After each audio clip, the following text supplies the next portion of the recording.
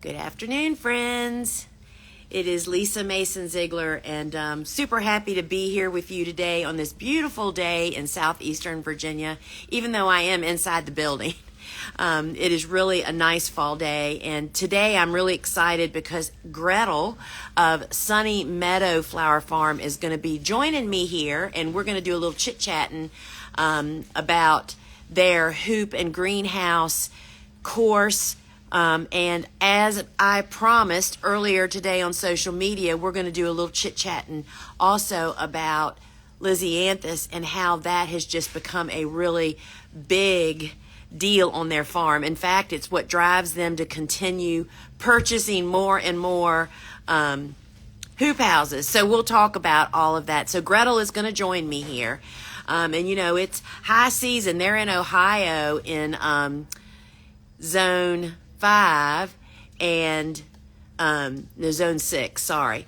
So they've dug dahlias, and so it's just a really, really busy time of the year. So I'm just watching to see when Gretel comes on, if she hits the button to actually join me here. So their course enrollment opened this morning, and it's grow and cut flower crops in hoop and greenhouses, and it is a phenomenal course. And we have some really fun stuff to talk about because I found an article last night. I did a live. Oh, there she is. Hi, Gretel. So Gretel, just request and I will approve you to come on and join me here. So I found a really great article last night on growing for market, and it was talking about the challenges a grower faced, and Gretel and Steve address every one of those in their course. I was so pleased. Oh, thank you, Sandy Hill Bloomers. I cannot recommend this course enough. All right, so let's see here. All right, there's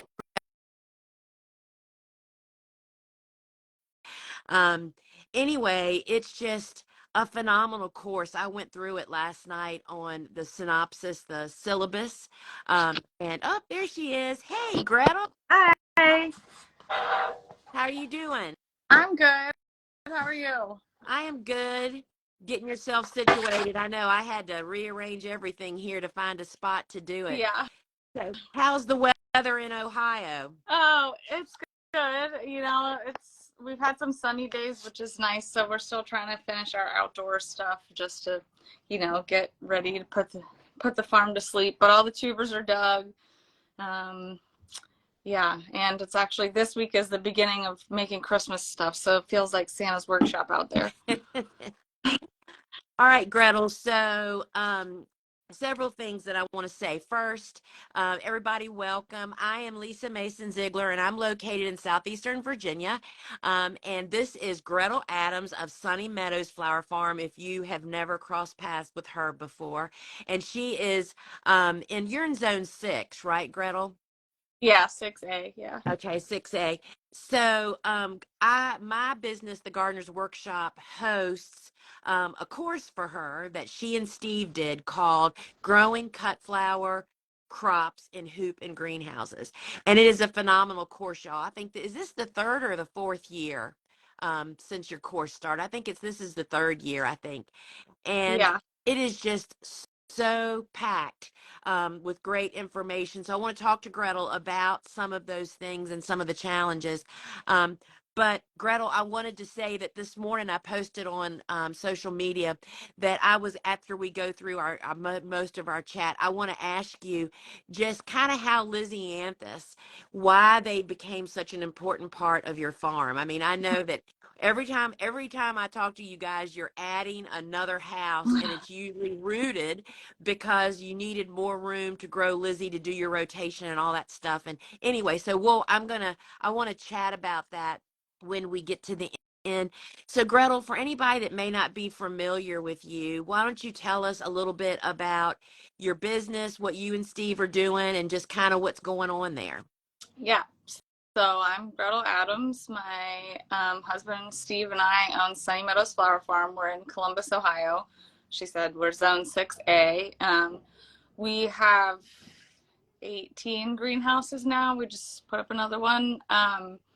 And half of them are heated. So we talk about both heated and unheated, in our course description. But yeah, so we have flowers for about March through Thanksgiving, and then we transition to Christmas wreaths. We sell dahlia tubers online, so that starts on Friday, and then we'll sell them through the winter, and that's kind of what helps keep our employees on full time, and the having the greenhouses helps with employee retention also to have longer, like have more winter hours available. So yeah, we make bouquets for grocery stores. Florists are our biggest sales outlet, and then grocery stores. And so, you know, we've got a lot of variety going on here. We used to do weddings, so I'd still like to grow some of the like fun, different stuff for our like designers, since florists are our focus. Yeah, and so we've got a little retail farm stand here. That's kind of our retail outlet, or selling online.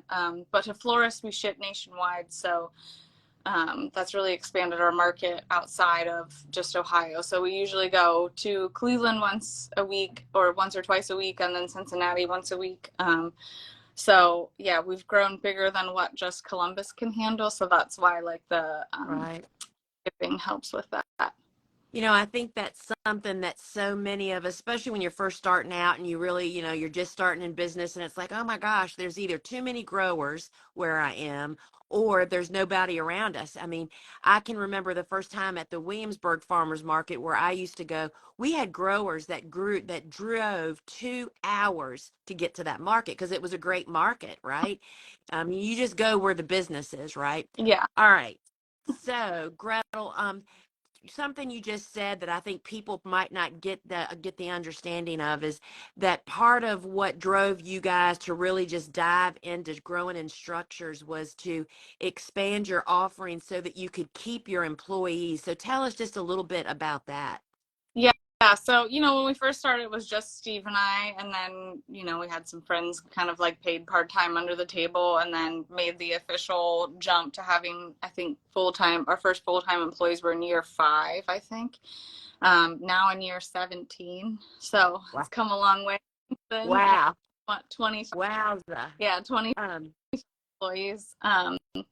So yeah, what we realized was that with having it be like a seasonal job, it was becoming more difficult to have people return. So it was like a lot of 20 somethings that would go and get like a restaurant job in the winter.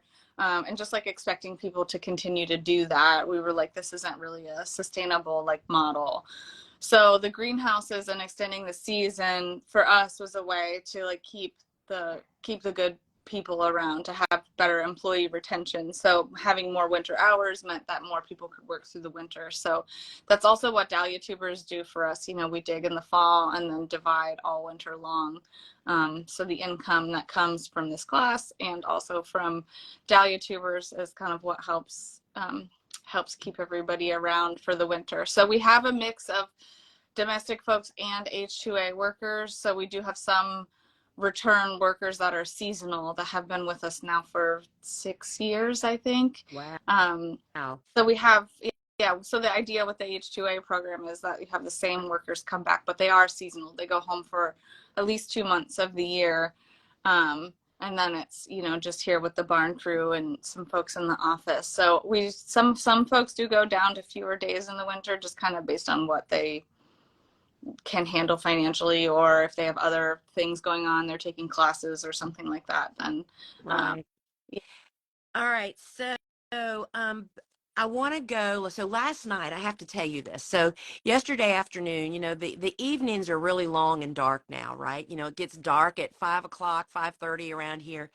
And as I was motoring through my email box yesterday, filing stuff away, I came across an old article from Growing for Market that was written by Rebecca of Moonshot Farm in New Jersey. She's a cut flower farmer. And the article was really, this is what caught my eye, was like 5 mistakes you want to avoid. She was talking specifically about winter growing, but and so I was just, you know, I don't have houses, but I thought, well, wonder what this is. I just perused it. And every one of the mistakes, the top five that she listed, I thought, Steve and Gretel talk about this and they address this in their course. So I actually did a live last night where Uh-huh. I went through the mistakes and was talking about it. So um, I'm just going to tell you what the challenges was. I mean, it was a great article, and it was actually a marketing email that came. If you all aren't familiar with Growing for Market, that is actually Steve and Gretel used to write for them. It's a great small grower business growing magazine, right, Gretel? I mean, it's got a lot of great stuff in there.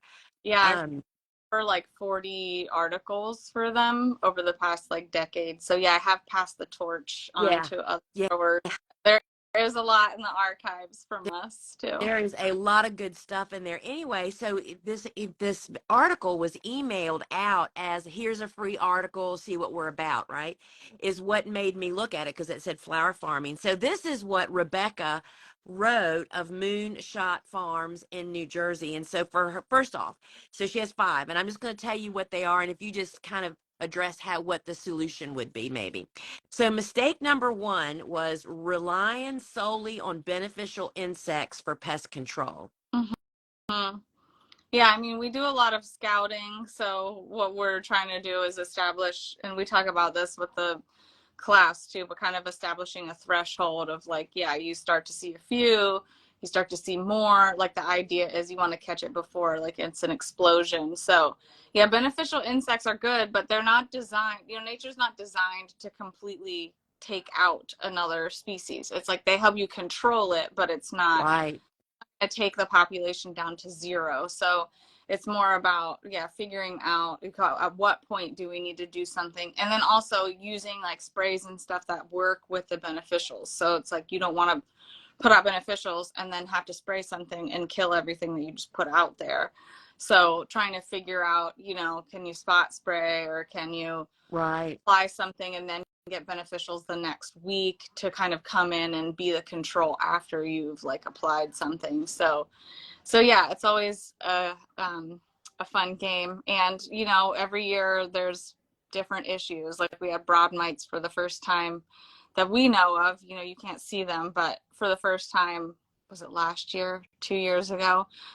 Last year, because we bought plugs in, and I think they came in on the plugs, and then it was like an issue, Huh. throughout the greenhouse.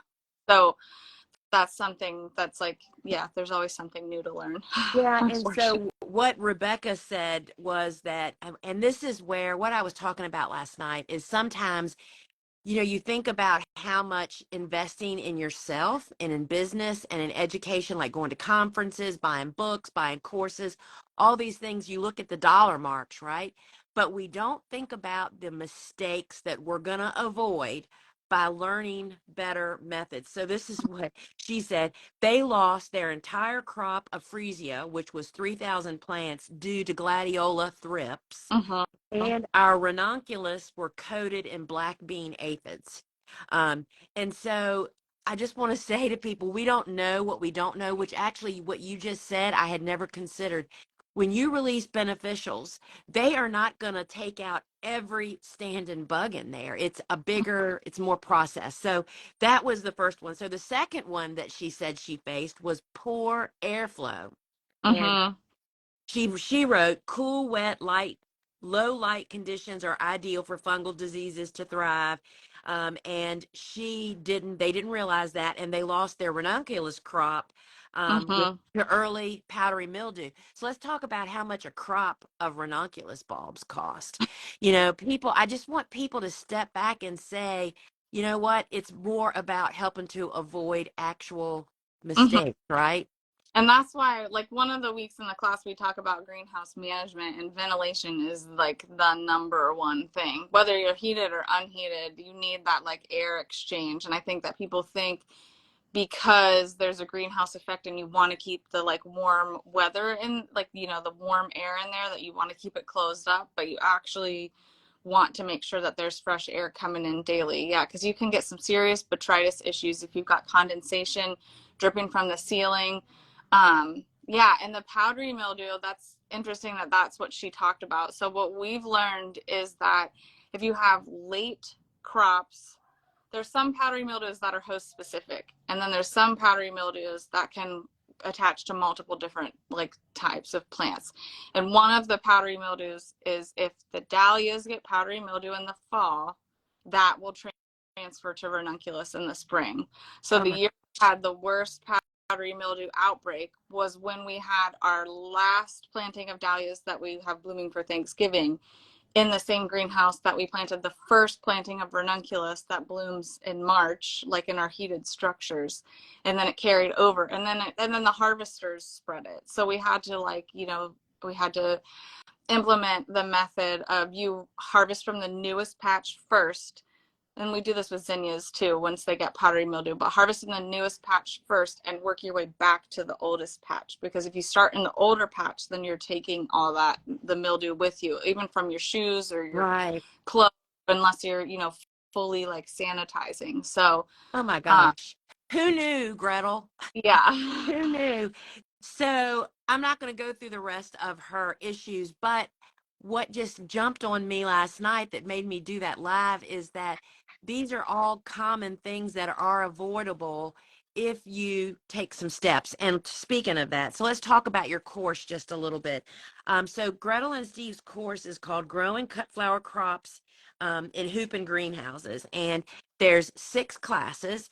Gretel, do you know them by heart? I'm going to say what the title is, and then you can kind of just give us a short Yeah. overview of what's in that class. So class 1 is structure types. It says location, deconstruction, and construction. What does that mean?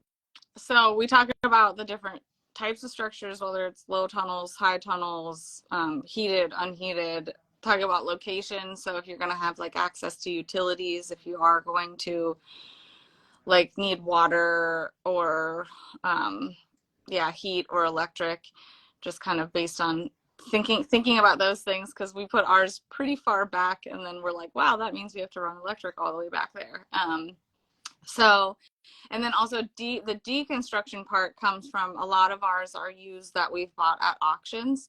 And so if there are greenhouses around you that are going out of business, once you've put up a structure or two, I would suggest doing that first before you buy before you buy a used one. So that way you know how to put it back together. Take a lot of really good pictures. Then, deconstructing becomes a part of that for the reconstruction. So, a lot of our structures, I'd say maybe a third of them are used from other growers that have gone out of business or retired and like sold us their greenhouses. So yeah, we talk about that process a little bit in the first week too. Okay, and class 2 is creating a successful plan of action, crop planning, sales outlets, and seed starting. Yeah. So this could probably be its own class, just just to talk about those things. But so we cram it all in. But basically, just making sure that you've got the greenhouse is the most expensive real estate. So making sure you've got the most like profitable crops in there. And just some of the like tips and tricks that we've learned. So it's not everything about seed starting, but just kind of talking about the way we seed stock and snaps and kind of how the crop plan is set up by the week number. So everything is transferable from year to year, taking good notes. So that way, something that we didn't realize when we started this was that Easter moves, so it's like you can crop plan for Easter being April 21st, but then this year, it's March 31st, which is, I guess, the earliest that Easter can be. But it's like, that's going to change your plan based on what week you need stuff blooming. So, Yes, for sure. And so week 3 or class 3 is spring blooms for both heated and unheated production. And if I remember right, because I went through the syllabus last night, this is the class where you're teaching about ranunculus and anemones and not Lysianthus, but lilies were there and Dusty Miller. And there was a whole list of just all these great crops, right? yeah. And I think that's what everybody likes to learn about, because that's kind of what folks will start with, like with their first structure is planting ranunculus. So yeah, all of the spring stuff. And for us, Mother's Day is the most important floral holiday we can hit within our season. So we kick it off with Easter, but Mother's Day is what a lot of our greenhouse beds are dedicated to. um, because we need something to support our outdoor tulips. So having like heated stock, but the ranunculus can be unheated that blooms for Mother's Day in our zone. So we kind of talk about, what is needed to hit those floral holidays, because for us, it takes everything blooming in the field in September to match the week of sales that we do for Mother's Day.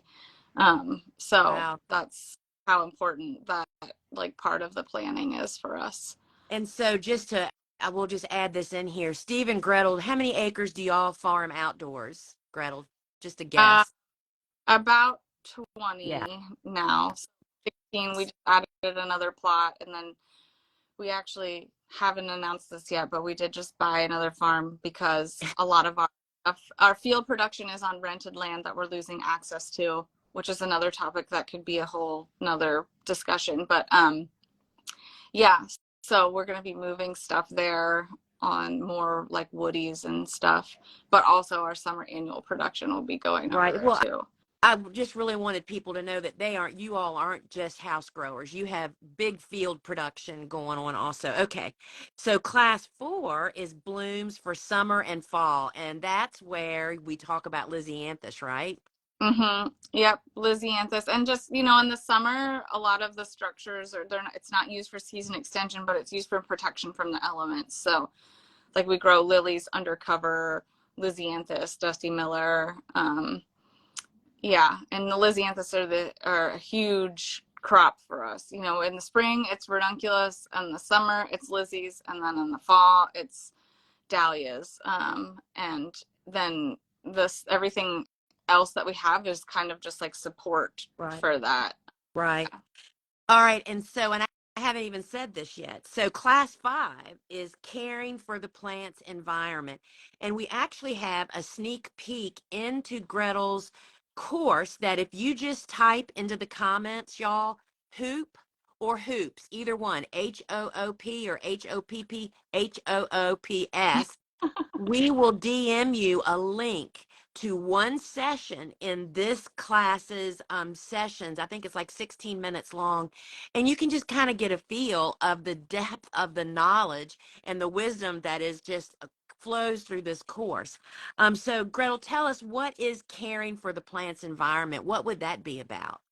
Yeah, I mean, so we talked about a little bit in the beginning, but ventilation being the number one key, but also like sanitation.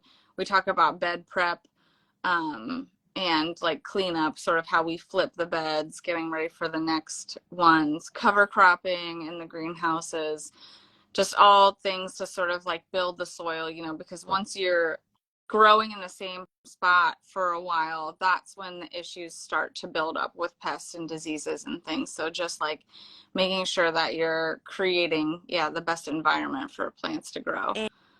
And then class 6, and y'all, each class is a few hours long, but it's broken up into these nice little bite-sized sessions with individual titles, which we'll talk about how easy it is to move around this course in just a minute.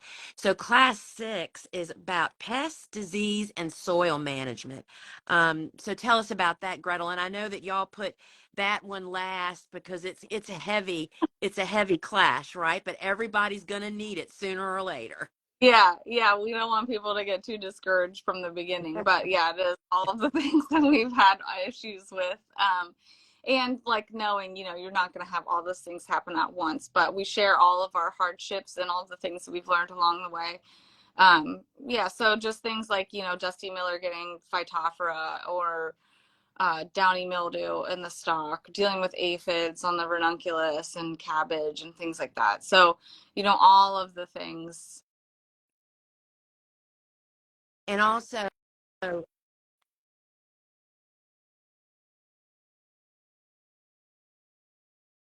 Access to this kind of as like a reference of like, oh, something's wrong with my snapdragons, I wonder what's happening, then you can right. kind of back. So, this brings me to I just want to run down the list of how what's included with the courses.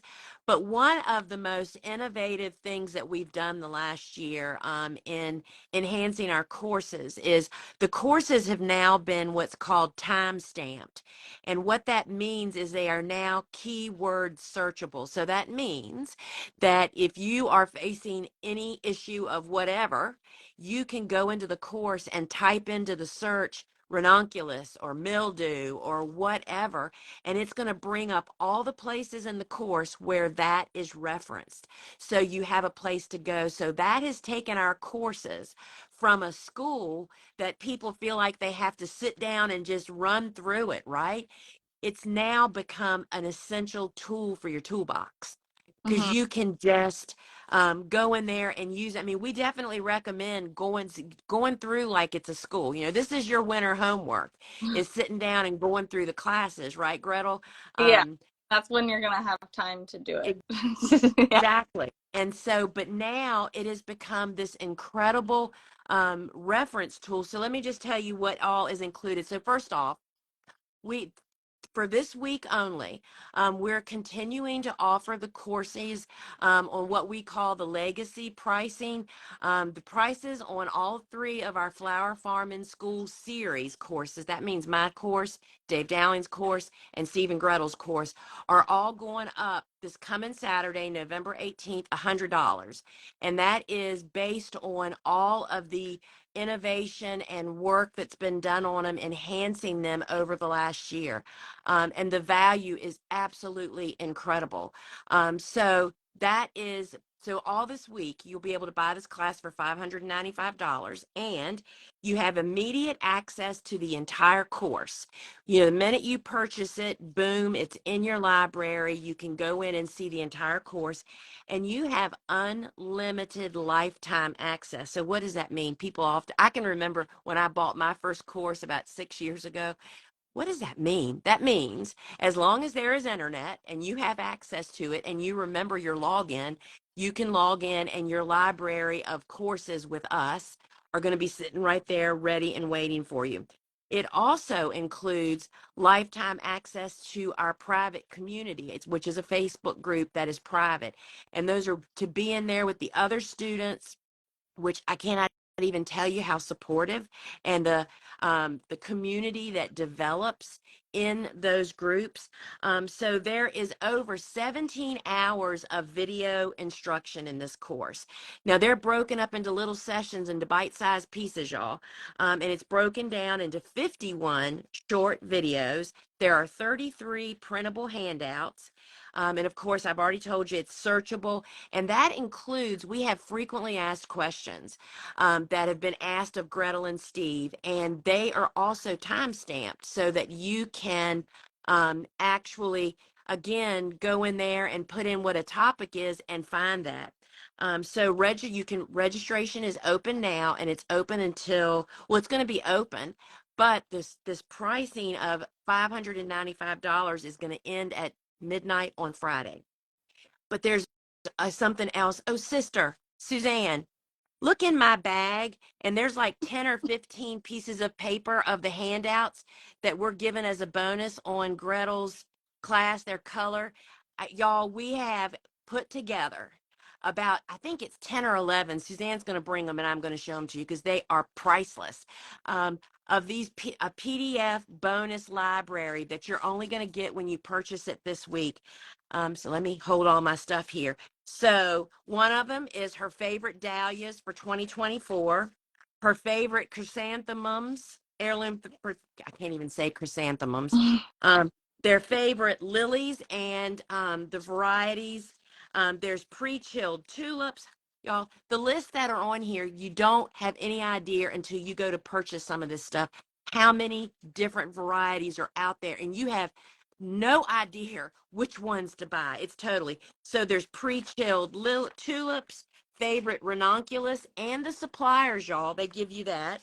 This is also her growing tips for ranunculus, her favorite summer annuals, a guide to growing Lysianthus, which we're still going to talk to her about that in a moment, as why that has just become, and that's actually 2 pages long, from sourcing plugs, harvesting, selling, also post frost flowers, ranunculus stage of harvest. What is this? Favorite summer greenhouse crops, top selling dahlias for cut flowers. I mean, y'all, these lists, not only has she made them beautiful, but the lists are absolutely amazing. And we're giving that to you as a bonus this week when you purchase the course, as well as you're still getting in on the legacy actually pricing of the course. So let me see what else I have to say here about that. So remember that it's self-paced. That means that you can get when you purchase it, the course lands in your library, and then you can go in and go straight to what your problem is, knowing that in January you can come back and go through it. Um, and so, Gretel, tell us in your mind, who are these classes for? Who would take this course? I mean, I think anybody that's interested in growing in structures, even if you're not already, because it does Yeah. kind of start from the beginning of like which structure to choose and where to put it and how to decide what goes in it, all the way up to like the more seasoned grower that's looking to add heat to the greenhouses. So like we make sure that we say, here are all of the planting dates that we use currently, but also if you were just starting, this is the one that I would start with. So we have both like options in there of, if you're just going to plant one planting of Lisianthus, this is the week I would plant it in our zone. And, if the zone is different, then you can just adjust by a week or two, kind of Right. just depending on which direction you're going. Um, so when people ask me specific questions about, if they are in a zone that's pretty far away, where they're like, I'm zone 9 or something, I'm like, you might want to take this information, but then as far as planting weeks, maybe find a grower around you to Yes. kind of how you would adjust, but it still is all of the same information is applicable of, how to grow it and like what issues it would have and how to manage the greenhouses and stuff. So So what I have listed here are growers considering a house or a structure. And I do think, because it's so interesting, I'll see on our social media, somebody will say, hey, where should I buy a greenhouse? I'm thinking about getting a greenhouse. And I want to say, stop. Wait until you take Gretel and Steve's class, because there's different styles of greenhouses, right? mhm. There's snow load. There's where do you buy them? You want to get them as close to you as possible, right? So that the shipping costs aren't ridiculous. So if you're considering it, you are actually at the perfect time to actually do this. And so seasoned growers that want to expand, which you said on adding heat. And also, I think that we have a lot of house growers that need and want to hit the reset button. They aren't quite mastering it yet, right? Mm. Yeah, I mean, if you've been doing it for a few years, like we always say, you think you don't have bugs, but you just haven't found them yet. Like it's like that's when issues start, is after you've been in it for a few years and you've been, that was a field before, and then you put a greenhouse there, and now you're in control of all of the conditions that those plants are getting, as opposed to being outside where maybe it would get rain that would leach the soil. Like um yeah, it would get things would get tilled in, which would add organic matter. Like you're in control of all of that, so it takes a little bit more effort and kind of like figuring out the science of it. So yeah, I think growers from beginning to like seasoned growers are all would all gain from it. Well, and I think, yeah, anybody growing in houses for sure. And, you know, I always say, do I have time to do this? Well, the time saved in avoiding mistakes and becoming more efficient, right? And not wasting time is a pretty significant piece of being a stellar business person, I think. Yeah, Doing the right farm stuff. tours, because you can learn things that you take back to your farm. So it's like this is kind of, since our farm isn't open to the public, it's like this is the most you're gonna see of what's going on, the behind. Exactly. That's a really great one. And so then I always say, can I afford this? Well, because I'm on the other side of the fence now and I have learned, I mean, how many times, Gretel, have y'all been sitting in a session at a conference or taking a course or whatever, and the person is saying something and you're like light bulb moment of like, oh crap, that's exactly why am I doing that? I'm causing the problem that I'm suffering Yeah. from when you just learn that nugget, right? Mhm. So I look at that time and say, how can I afford not to continue my education? And the last thing I want to say, and then I want you to talk to us about why Lizzie Anthony is just kind of like such a crop for you guys. Um, is that we have the Gardener's Workshop offers a 7-day money back, no questions asked guarantee. So that means if you purchase the course and it's just not what you thought or it's not right for you, all you have to do is you have to reach out via email and we will refund your money. The course is $595. And friends, I'm telling you, I can tell you this, y'all know I'm pretty transparent. It's like that is a BB in the Astrodome to what you will make and what you will save, but from what you'll learn in this course. And our good friend, because she's taken all of our courses, so we all know Wanda of Fox Hollow Peonies in Alaska.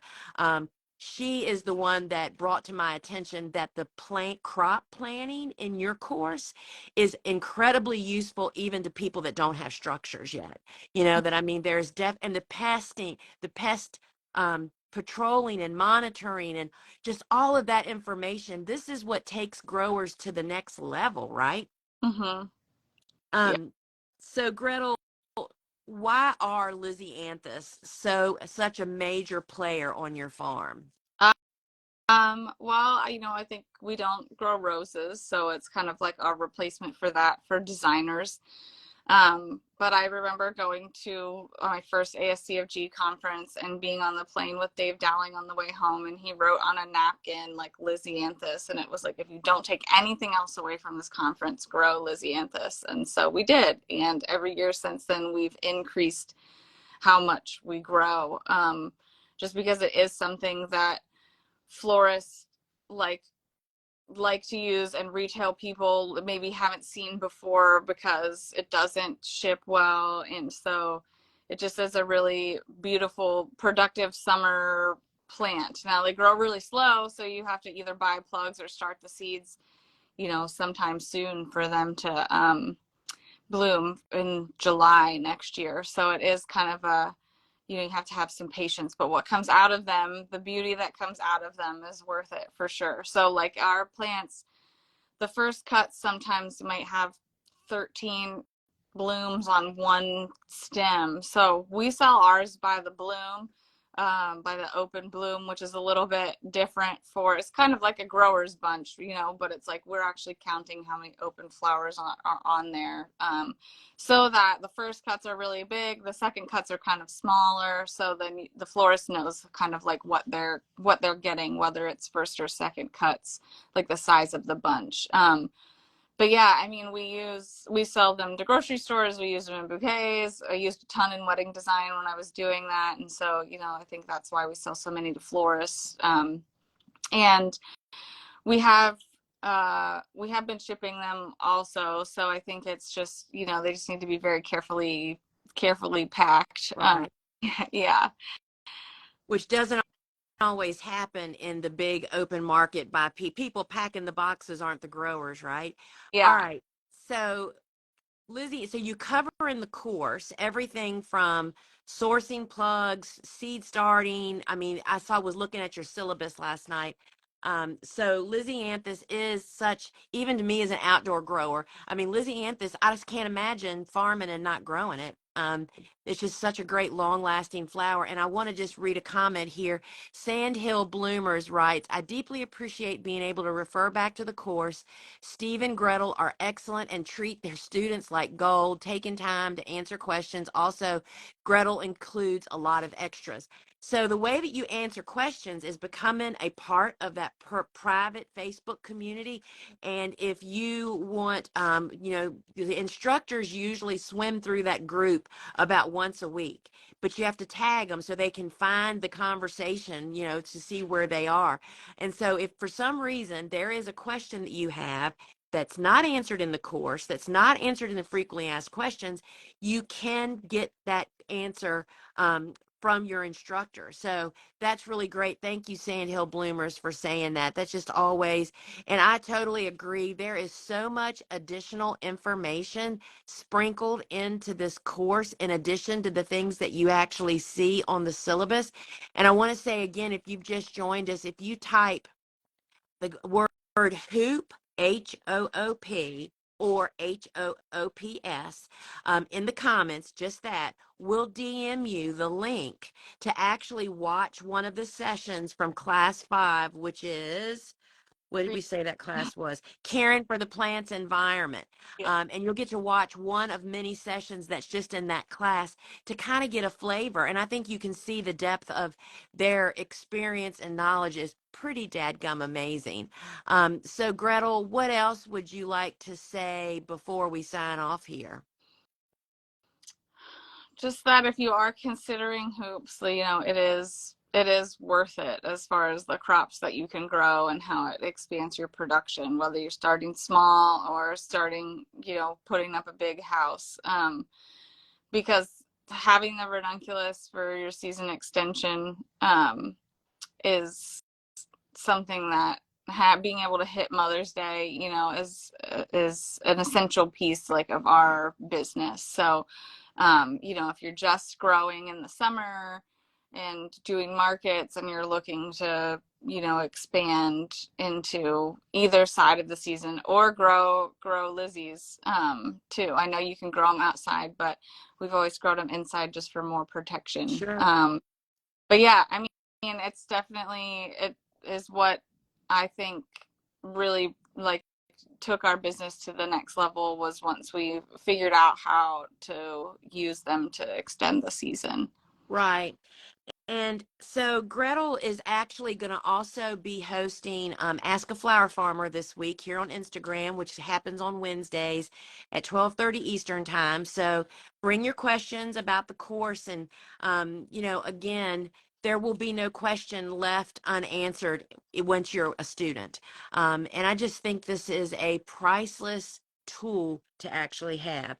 And then Gretel and I are also going to be on YouTube Thursday at 2:30, where we'll be talking more about the course if you're on the fence. So remember, the course is on sale now. You can find it at thegardenersworkshop.com. There's a banner at the top of each page where you can click and it takes you straight to their page. You can go there and see the full syllabus. That's just a table of contents, y'all. You can hit the course. I think it says view course.